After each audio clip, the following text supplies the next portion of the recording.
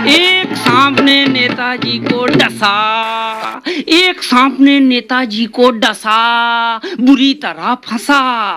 नेताजी आज भी जिंदा है, बेचारा सांप चल बसा। और मेरे शहर में एक जूते की दुकान लगी ठिलिया में, वो जूते बेच रहा था। अब वो जूते बेच रहा था, सटायर कर रहा था या राजनीति देश को सिखा रहा था, और ऐसा शुरू कर दिया, मेहरबान कदरदान भाईजान पहलवान, मेहरबान कदरदान भाईजान पहलवान, आइए ये है जूतों की दुकान।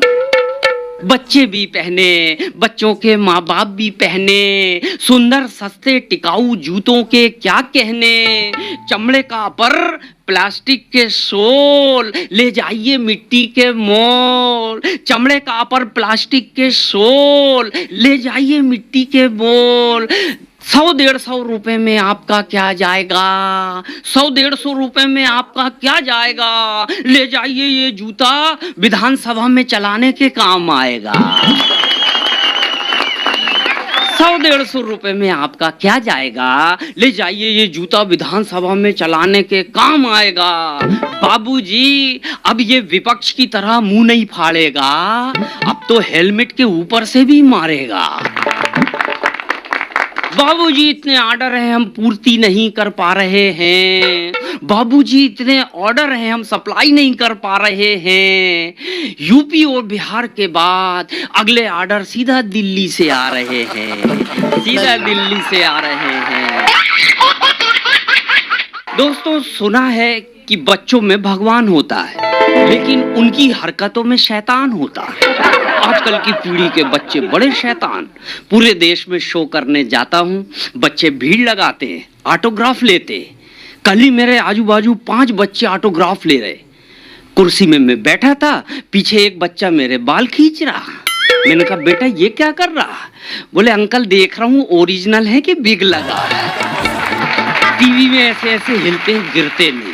मैंने कहा बेटा ज्यादा खींचेगा तो मैं ही गिर जाऊंगा, बाल ओरिजिनल है। दूसरा बच्चा आया, बोले sir please give me autograph.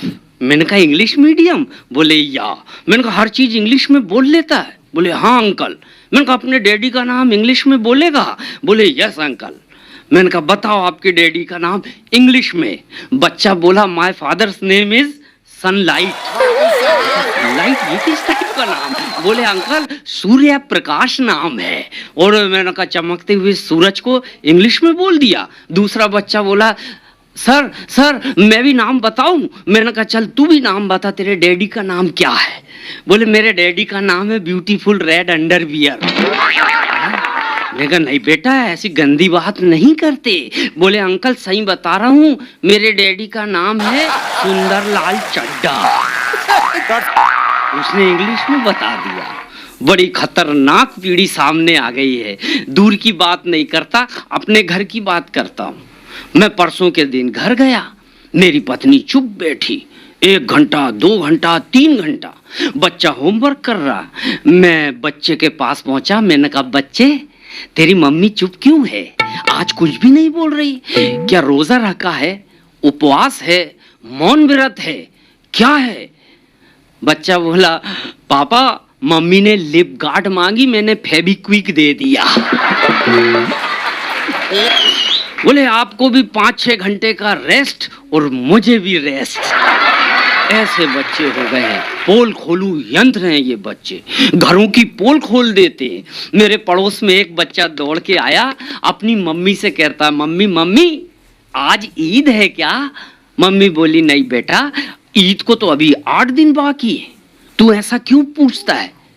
बोले मम्मी पापा पड़ोसन से गले मिल रहे हैं, मैं समझा ईद आ गई। ऐसी खतरनाक पीढ़ी आ गई है, इनसे बात करते हुए डर लगता है। लेकिन ये पीढ़ी में अंतर क्यों आया मैं आपको बताता हूँ। इन दो में फर्क 2 लाइन में सुनाता हूँ। बचपन में हमारे नाना नानी हमें सुनाते थे परियों की कहानी। बचपन में हमारे नाना नानी हमें सुनाते थे परियों की कहानी, लेकिन आजकल के बच्चों को दिखाई जा रही है शीला की जवानी। ये नई पीढ़ी है, आश्वासन के झूले में झूल जाती है। ये नई पीढ़ी है, आश्वासन के झूले में झूल जाती है और शीला के मिलते ही मुन्नी को भूल जाती है। आज हम बात करेंगे रंजीत अंकल की। मेरे पड़ोसी हैं रंजीत अंकल, इंटरनेशनल आइटम। कब क्या कर दें समझ में नहीं आता। एक दिन 4 दोस्तों के बीच खड़े होके बात कर रहे, डार्लिंग आज समय से आऊंगा, तेरे को बिरयानी खिलाऊंगा, पिक्चर भी ले जाऊंगा। सारे दोस्त परेशान हो गए कि ये अंकल कब कट करेगा। जैसे ही इनका मोबाइल इन्होंने कट किया कॉल को, बाजू वाले ने पूछा अंकल किससे बात कर रहे थे? अंकल बोले ओए यार पत्नी से। बोले क्या अंकल इस दौर में भी आधा आधा घंटा पत्नी से बात करते हो? अंकल बोले मेरी थोड़ी तेरी। एक दिन अंकल के यहाँ का रेडियो बंद हो गया। अंकल खुद भिड़ गए, पूरा रेडियो बगरा दिया, अंदर मरा हुआ चूहा निकला। अंकल बोले रे साला, ये सिंगर तो मरा पड़ा है, गाना कौन गाएगा? एक दिन अंकल पोस्ट ऑफिस गए। आप सब जानते हैं हम पोस्ट ऑफिस क्यों जाते हैं, मगर अंकल जाके खिड़की से झांके, भैया बोले मेरी पत्नी खो गई है, रिपोर्ट लिख लो। पोस्ट मास्टर बोला रिपोर्ट तो थाने में लिखाई जाती है। बोले अंकल आप पुलिस स्टेशन जाइए, पुलिस थाने में रिपोर्ट लिखाइए। अंकल बोले यार खुशी के मारे समझ नहीं आ रहा है कहाँ जाऊं। एक दिन सुबह सुबह ब्रश करते हुए अंकल जंगल की तरफ चले गए। अंधेरा था, एक पेड़ में भूतनी लटकी। भूतनी ने अंकल को डराई।